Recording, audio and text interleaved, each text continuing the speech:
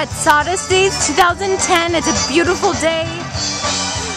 The Living History Village. And Wayne and Gaio, what do you think of Oshkosh so far? I tested every day for it, and it's looking real good. Gotcha. Good. These guys are quite the characters. They've got quite the setup here. If I just kind of... So is there one particular spice or seasoning that you use? No, Holy Sashery. It's a Cajun. It's a. If you get shrimp in there, you start trolling. Okay. I'm a shrimper. I've been trolling. I was 2 years old when my mama and my dad took us out on the boat. And enjoy Sawdust Days in Oshkosh, Wisconsin. Thank you.